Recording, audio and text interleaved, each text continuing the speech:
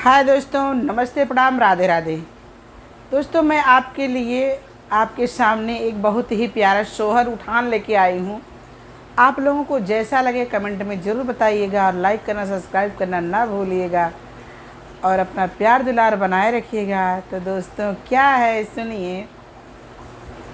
एक तो मैं बड़ी बाटी गोर हो, दूसरे बड़ी सुंदर बाटी, दूसरे बड़ी सुंदर बाटी हो।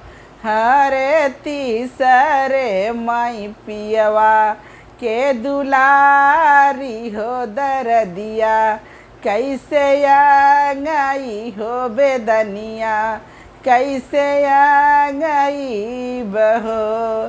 कि एक तो मैं बाटी बड़ी गोरा, दूसरे बड़ी सुंदर बाड़ी, दूसरे बड़ी सुंदर बाटी हो। हर मैं तीसरे में पियवा के दुलारी हो, दरदिया कैसे आंगई हो बेदनिया, कैसे आंगई बहो। कि यहीं रे ऋषि में पियवा पावत होता जुलू, फी उचारत होता जुलू, फी उचारते हो मोरी बहिनी। अरे आधी दरदिया देते बाटी हो तपियवा से सहाय लेते हो। कि बहिनी आधी आधी दर्द देते बाटी हो तपियवा से सहाय लेते हो। कि हो तबिहान पह फाटत मुरे, गा के बोला तमूरे, गा के बोला हो मोरी बहिनी जनमे निहम।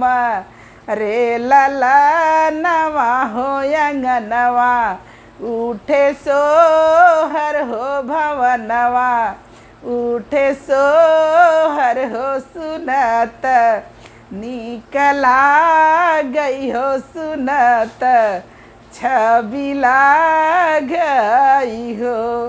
कि यहीं रे खुशी में पियवा पावत हूँ तसीनवा से लगावत हो, तसीना से लगाई लेते हो।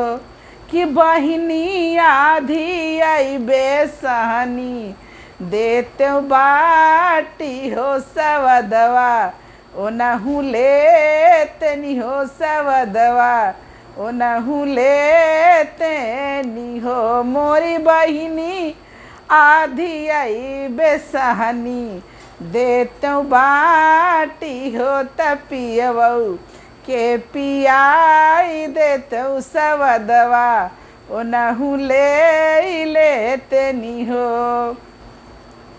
कि सासु तो हाई मोरी सासु हो तो हाई, हमारी सब के हो तो हाई, हमारी सब के हो मोरी सासु। अरे बैठऊ न ऊँचे चौतरवा होता देव, तमनाव हो पियरिया, हमारी पहिरऊ हो पियरिया, हमारी पहिरऊ हो। जेठनी तो हाई मोरी जेठनी हो तो हाई, हमारी बहिनी हो तो हाई, हमारी बहिनी नी हो मोरी जेठनी।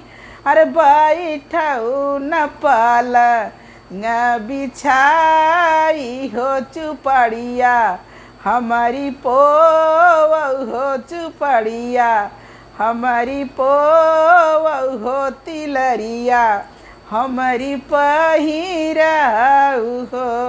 कि नदी तो हई मोरी नदी हो तो हई ठाकुराइन हो तो हई ठाकुराइन हो मोरी नदी हर बैठो न लाल की पलंगिया हो कजल वार चाव हो कंगनवा हमारी पहिर हो कंगनवा हमारा पहिरा हो कि देवरा तो हई मोरे देवरा हो तो हई छोटे साहेब हो तो हई छोटे साहेब हो मोरे देवरा कि मोरे देवरा आई के